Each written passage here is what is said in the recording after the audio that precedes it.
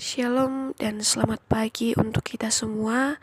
Selamat berjumpa kembali dalam santapan rohani kita edisi Kamis 7 Maret 2024. Kita senantiasa mengucap syukur karena Tuhan masih memelihara kehidupan kita dan menyertai kita di sepanjang malam hingga pada pagi hari ini.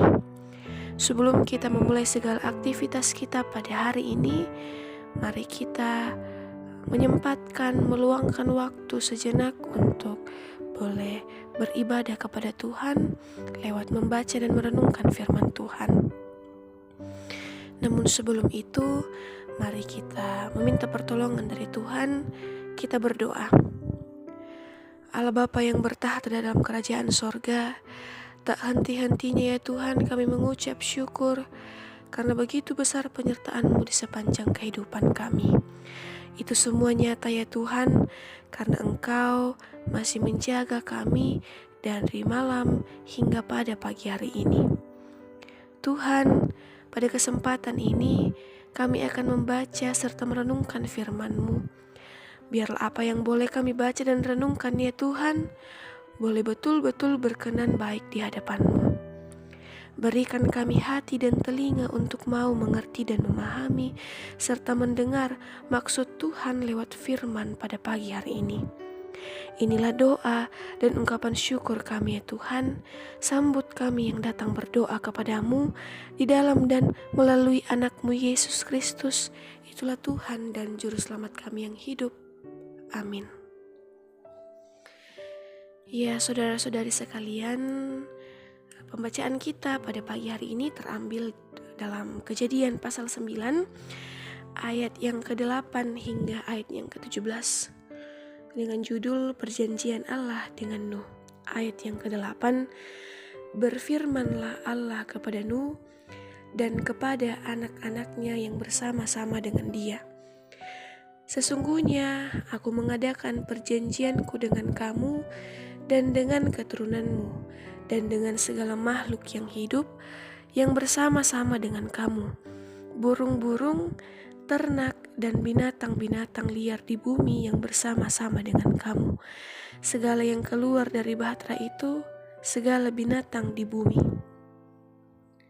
Maka kuadakan perjanjianku dengan kamu, bahwa sejak ini tidak ada yang hidup yang akan dilenyapkan oleh air bah lagi, dan tidak akan ada lagi air bah untuk memusnahkan bumi. Dan Allah berfirman, inilah tanda perjanjian yang kuadakan antara aku dan kamu, serta segala makhluk yang hidup, yang bersama-sama dengan kamu, turun-temurun untuk selama-lamanya. Busurku kutaruh di awan, supaya itu menjadi tanda perjanjian antara aku dan kamu. Apabila kemudian kudatangkan awan di atas bumi dan busur itu tampak di awan, maka aku akan mengingat perjanjianku yang telah ada antara aku dan kamu, serta segala makhluk yang hidup, segala yang bernyawa, sehingga segenap air tidak lagi menjadi air bah untuk memusnahkan segala yang hidup. Jika busur itu ada di awan, maka aku akan memelihitnya, sehingga aku mengingat perjanjianku yang kekal antara Allah dan segala makhluk yang hidup, segala makhluk yang ada di bumi.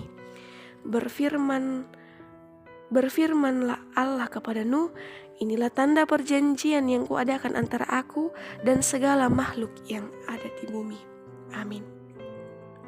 Sungguh indah firman yang boleh kita dengarkan pada pagi hari ini. Biarlah firman ini boleh menjadi suluh dan pedoman bagi setiap langkah kehidupan kita. Ya baik saudara-saudari sekalian, tema perenungan kita pada pagi hari ini yaitu mengingat janji Allah. Dalam bahasa Toraja, ungkilalai pangaluuna puang, mengingat janji Allah. Ya saudara-saudari, sekilas perjanjian Allah dengan Nuh ini terlihat seperti perjanjian yang biasa-biasa saja. Namun, perjanjian tersebut unik dan berbeda dengan perjanjian-perjanjian lain di dalam Alkitab. Biasanya, Tuhan mengadakan perjanjian dengan orang tertentu atau suatu bangsa. Nah, kali ini Ia melibatkan bumi dan seluruh makhluk di dalamnya. Tidak hanya itu, karakteristik perjanjian ini hanya bisa ditemui dalam perjanjian Allah dengan Nuh. Saudara-saudari, perjanjian itu memiliki 3 karakteristik. Yang pertama, perjanjian itu terjadi secara sepihak. Allah mengadakan perjanjian tersebut tanpa meminta kesepakatan dari ciptaannya. Yang kedua, perjanjian ini berlaku tanpa syarat. Nah, pada umumnya dalam perjanjian yang dilakukan oleh Allah, manusia dituntut melakukan sesuatu untuk Allah. Akan tetapi, Allah mengadakan tanpa ada kewajiban bagi ciptaannya. Yang ketiga, perjanjian ini berlaku permanen. Sebuah perjanjian bisa terancam batal apabila salah satu pihak melanggar kesepakatan perjanjian tersebut. Yang berbeda ditunjukkan Allah saat mengadakan perjanjian ini turun-temurun sampai selama-lamanya. Terdapat dalam ayat yang ke-12 dan juga ayat yang ke-16. Nah, saudara-saudari, tidak akan ada apapun yang bisa membatalkan perjanjian ini. Selama bumi masih ada, Allah tidak akan memusnahkannya dengan air bah lagi. Materai yang digunakan Allah untuk perjanjian ini pun sangat unik dan khas, yaitu pelangi. Semua karakteristik khusus tersebut menegaskan pentingnya Allah dengan Nuh. Pelangi sebagai tanda perjanjian juga menjadi pengingat visual terhadap kebaikan dan kasih Allah atas seluruh ciptaan. Keunikan perjanjian ini membawa kita untuk terus mengingat memelihara Allah yang selalu dinyatakan bagi segala makhluk. Janji dan peringatan ini pun terus kita hidupi dengan tetap setia beriman dalam penuhnya tantangan zaman. Amin.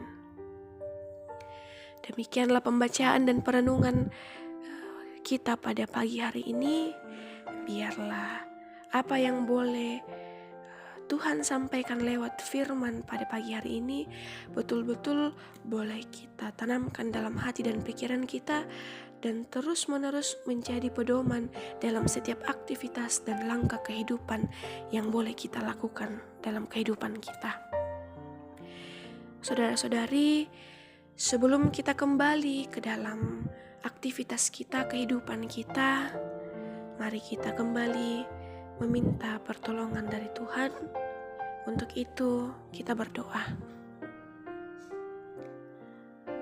Kembali lagi kami mengucap syukur ya Tuhan, karena Engkau masih memimpin dan menyertai kami di pagi hari ini. Ya Tuhan, terima kasih untuk firman yang boleh kami baca dan renungkan. Biarlah firman-Mu ini boleh menjadi suluh dan pedoman dalam setiap langkah dan perjalanan hidup yang kami lalui. Pada kesempatan ini Tuhan, kami datang mendoakan setiap anggota jemaat-Mu di tempat ini ya Tuhan. Biarlah Engkau selalu memberikan kesehatan, kekuatan, serta hikmat dalam setiap aktivitas yang boleh dikerjakan ya Tuhan. Kami berdoa untuk saudara-saudara kami yang dalam kelemahan tubuh. Engkau menyertai ya Tuhan. Engkau datang sebagai dokter yang tak kelihatan untuk menjamah setiap bagian tubuh yang sakit. Kau berkati setiap makanan, minuman yang boleh dikonsumsi ya Tuhan, agar dari sananya saudara-saudara kami boleh mendapatkan kesehatan ya Tuhan dan menjalani kehidupan dengan baik. Kami berdoa juga untuk saudara-saudari kami yang dalam mencari pekerjaan. Engkau berikan hikmat ya Tuhan, agar mereka sungguh-sungguh mencari pekerjaan dengan berlandaskan akan Engkau. Ya Tuhan, berkati mereka, berikan kesehatan, kekuatan, serta hikmat dalam setiap apa yang boleh mereka cari, dalam setiap apa yang boleh mereka kerjakan ya Tuhan. Ya Tuhan, kami juga berdoa untuk orang tua kami yang di dalam lanjut usia. Engkau sertai ya Tuhan, Engkau berkati mereka di masa-masa tua mereka. Engkau lindungi ya mereka ya Tuhan. Engkau berikan kesehatan serta kekuatan dalam masa tua mereka.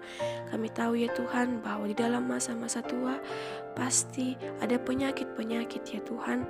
Ada kelemahan-kelemahan di dalam tubuh yang membuat mereka untuk susah bergerak, susah melakukan aktivitas ya Tuhan.